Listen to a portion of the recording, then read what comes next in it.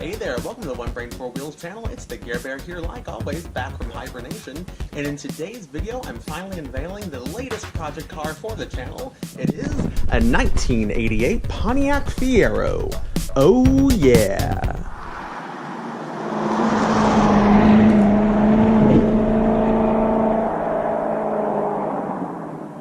Ah yes, the Pontiac Fiero. Probably one of my most favorite cars I've ever owned. Even though I had some issues, which I'll talk about later. But yeah, I've actually owned this car in secret for quite a while now, since September of 2018, and it's now April of 2019. And it's definitely had a lot of issues, but just because of a lot of things I've been busy with and whatnot, I wanted to fix things up that I needed to fix immediately, and I just didn't have the time to film a lot of things. But yeah, let's go ahead and dig in and talk about why I just really love this car. So yeah, a little bit of background information for some of you guys that may not know, because like I said, a lot of people, they don't even know what this car is when they see it on the road. So Pontiac division of GM from 1984 through 1988 model year manufactured the Pontiac Fiero. What makes this car special is that this was the first mass-produced by an American manufacturer mid-engine vehicle. That's right, mid-engine. There's no engine up here. It's all in the back. That's a kind of a big deal. Think about cars both present and in the past that have employed the mid-engine layout. You've got Porsche 911s, Lamborghinis, Ferraris, Lotus, really the list goes on, there's a lot of them. And think about what they have in common. There's two things I can think of right away. Number one, they're all foreign. Number two, they all are performance vehicles. And why is that? Well, because one of the best attributes of a mid-engine layout car is that it has a really low and central center of gravity, which really helps with handling. Definitely, if you're going to take your car to a racetrack, that's probably something you'll want, right? Another good point about mid-engine layout, especially one where it's a mid-engine vehicle, but the engine is more rearward of center, and if it's a two-wheel drive, rear-wheel drive vehicle, having that extra mass a little bit more towards the rear as opposed to totally in the front, you're going to get a lot more weight on the rear wheels and therefore get better traction.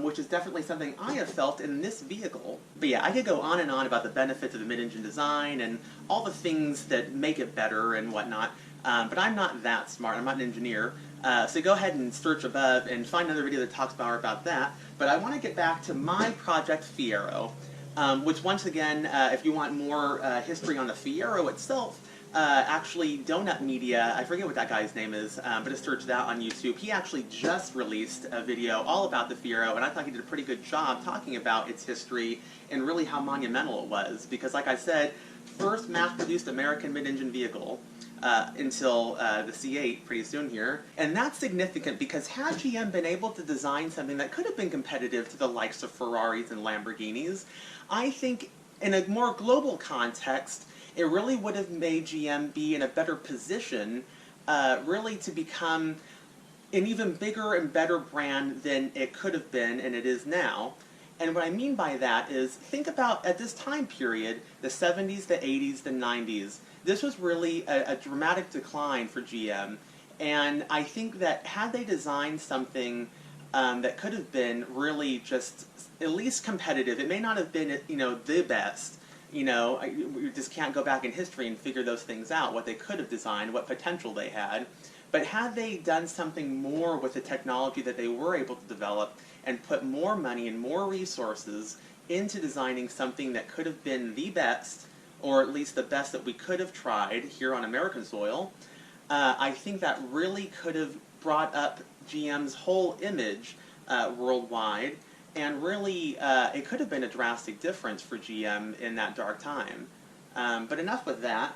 Let's go ahead and take a tour of my Fiero and see all the 80s goodies. So starting around up front, no 80s sports car would be complete without some pop-up headlights. It's one of those things, I think, as this car was aging out, probably it would have started to date the car a little bit, but now that it's, you know, more of a classic vehicle, I think it gives it more of a classic look, a little throwback, if you will. So it's definitely something that looks very cool, and it's something that really, it gives it the time period look, and really ties it to that era. Now, another clever bit of engineering that was used on the Pontiac Fiero is the plethora of exterior body plastic panels. As you guys can see as we kind of walk around here, the whole exterior of this vehicle It's plastic, and normally I wouldn't say that's a good thing because plastic is kind of a ugh thing to me. But what's really cool about this vehicle and the plastics they use, which they termed within GM as Enduraflex, was the fact that, you know, most cars you get in a parking lot, for example, and you get door dings in the sheet metal. Well, with Enduraflex, that's really not a problem because you guys can see it flexes. And along with engineering those Enduraflex body panels, they also engineered better paint formulas that could flex with the plastic, because it doesn't do a whole lot of good for you if your body panel doesn't crack, but your paint does. So they really put a lot of thought into this. And another really cool thing that a lot of people don't know about is when they built these vehicles, they kind of put the whole frame together, and then they would actually go into a machine that would drill out all the holes, all relatively proportional and exact how they're supposed to be, with this machine for the body panels to attach. And what that means is that supposedly the fit and finish on the exterior of these Fieros was actually supposed to be pretty decent, because if you're not making the mounting points for those body panels until the frame's been put together, that means any irregularities in the frame placement, you know, different parts of it, they wouldn't actually affect how your body panels line up, because those holes aren't drilled until it's all put together, which means that all the body panels on all the Fieros should have been relatively in the same position relative to one another, which means you'd have really nice lines between different bits of the body. And my car, you know, it's pretty old, but it looks like it's in decent shape, and it looks like the body panels fit relatively well. And I think that was a pretty clever bit of engineering on their part. Not necessarily engineering on the car, but engineering their assembly process and trying to compete with better built vehicles that were starting to flood the American market from elsewhere, like Asia. Moving into the interior, it's definitely 80s and small, but I will say it has good legroom for someone that's 6'3". Yes, let's go ahead and dive on in. And you guys can see definitely a lot of plastic on the inside. I'm more of a fan of the plastic on the outside because that at least was trying to solve a problem. The plastics on the inside are more just cheap GM. But you can see it's a two-seater. You do sit pretty much up against the engine because it's right over there, which I will get to in a minute. But yeah, so in my car, this seat is really shitty. The base is like completely broken out. Foam was popping out, so I just put a cheap little cover on it. I think some racing seats would be pretty cool in here if I wanted to actually turn this into like an autocross vehicle, which is kind of what I was thinking. I don't know what you guys think about that, but I think that'd be pretty cool. You can go ahead and comment below if you think I should turn this into an autocross vehicle. Would be pretty fun. That lighting is not working for me. There we go. And as you guys have not noticed yet, this is the 5-speed. I think I mentioned that in the beginning, actually. But yeah, it's a 5-speed. Unfortunately, my vehicle does have the Iron Duke 4-cylinder. I know. Boo. But it's actually not that bad. The person that owned the vehicle before me did put in a performance cam. So it's got a little bit more power than the stock, I think 92 or 98 horsepower. I know, that in today's world, less than 100 horsepower is insane. But this was 80s American, and that was, you know, they needed something that was fuel efficient. That's what this car was ended up, you know, getting approved by GM to build, was that it's going to be an efficient vehicle, something to lower their corporate fuel mileage consumption number or whatever. But yeah, let's go ahead and dive on in. Yeah, like I said, the interior of this vehicle is very 80s. There's no storage, really. There's no cup holders, and there's not a whole lot of anything in here. But that's okay, because at least I think for anyone that's buying it now, they'd really be buying it as a driver's car. So things like that don't necessarily matter, and that's fine. But back in the day, trying to be competitive with other vehicles, that could have been an issue.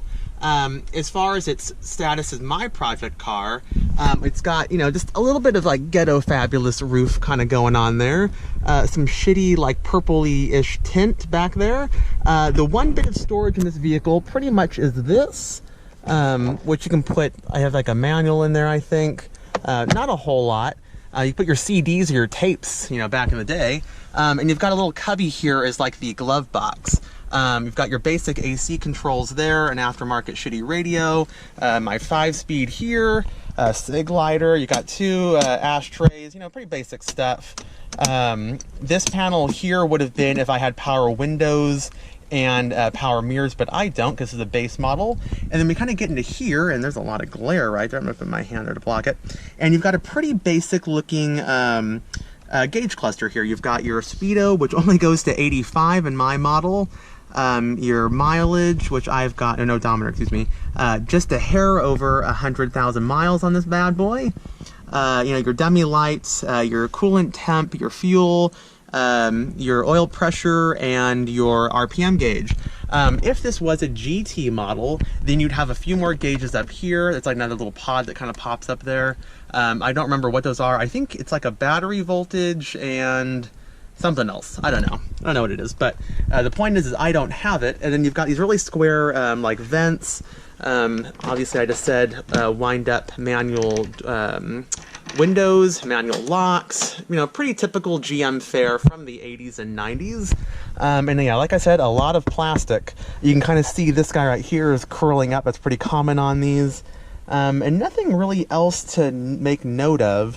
One thing I had been thinking about was if I'm going to redo this roof, I was thinking, whoa, wouldn't it be cool to do like a starlight roof in here with, I don't know if you guys know, but like the Rolls Royces, they have the starlight or stargazer roof, something. It's supposed to look like stars in your roof. And pretty much you can use fiber optics and pop them in and then kind of have them to like a LED light box or something. And you get all this like twinkling little lights up here. And I was thinking this is such a simple headliner that would have been really easy to do. So I was thinking about doing that. That's kind of something to happen in the future. Like I said, I need new seats. This one actually looks pretty good. Maybe I could sell it. But the driver one that I'm sitting in is really shitty. And the rest of this interior is okay. This is a little cracked up here. Whatever fabric is on these speakers looks purpley and kind of shitty. But other than that, the interior is actually not that bad, and I think it's pretty solid considering its age, and it hadn't really been taken care of by the people that owned it before. So I think it's held up pretty fine for a 30-year-old vehicle. And now we get to the engine, and I save this part for the end because I do have an issue. And no, it's not this shitty plastic or whatever composite wing someone put on this thing. You guys can kind of see up here. They just kind of bolted it right through, very classy-like. Don't know, I mean, it's not really worth changing out right now, but at some point, maybe go ahead and get rid of it. And obviously, it's got to have a wreath because I'm the Gare Bear and I put wreaths on all my vehicles.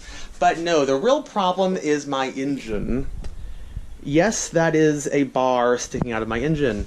And yes, this vehicle did run when I bought it. No, it does not run anymore. So that story will be for another time because it's not a great one.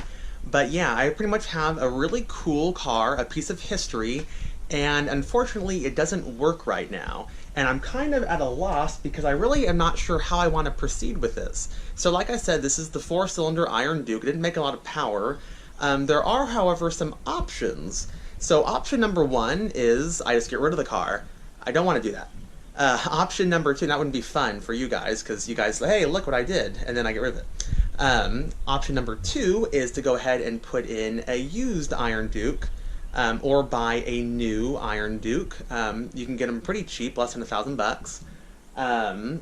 Or option three, I do a swap and I get a different type of engine, and that's kind of what I was hoping I could lean towards. However, they are very expensive, very time-consuming to perform, and then living in California, it can be quite a hassle because I have to get that all signed off, and it is a lot of work. I definitely need to do more research, and that's kind of where you guys can definitely jump in, especially any people that might own a Fiero. I might get some new subscribers from owning the Fiero too, so anyone that kind of hops on this video and enjoys what they see and want to see more of it, then please give me some advice on what I should do with this. Because I love this vehicle. It means a lot to me. I haven't owned it that long, but it does mean a lot to me, and it brings back a lot of cool memories. And I want to have a fun vehicle that my family can enjoy as well, because I've got the Corvette, and it would be cool to have a couple different fun cars, I should say, for the family to be able to play around in. And so I kind of need to make a decision, because right now, there's a stupid fly in my face, right now it's been sitting in my garage now for about a month and a half, and I haven't really been able to decide what I want to do. Like I said, the swap would be expensive, but it would be the most fun option. So really, I'm all ears. Please let me know in the comments what you guys are thinking I should do and any advice you have. But yeah, I think with that, we're going to wrap it up. I am going to be dropping some videos I made while the car was running. I was doing a few little repairs, nothing major, but just some things that might be helpful to Fiero owners. And yeah, I made those kind of while I was waiting to really be able to do this video and really put a good amount of time into it. And then the car broke, but I will be able to roll out some videos that I made while it was functioning, just doing some repairs. But until next time, guys, I hope you guys have a great day. I hope this video was enjoyable, and maybe you learned something about some American car history. And if you liked the video, please give it a big thumbs up. I would really appreciate it. And if you're new to the channel, please press that subscribe button if you want to see more of me doing things with my cars, because now I've got the 2016 Corvette Stingray, the 2003 Chevy Suburban, that's the off-road vehicle. I know, it's kind of big. I've got the 1977 Cadillac Eldorado, still a project vehicle in progress, and now I've got the 1988 Pontiac Fiero. I am turning too much into Hoovy Garage. But until next time, guys, thanks for watching. A little extra tidbit of useless information. You don't look quite as cool putting things into your frunk as Tesla and Lamborghini owners when you have your brake fluid and a spare tire and coolant and an AC condenser all in your frunk. Not really the same vibe.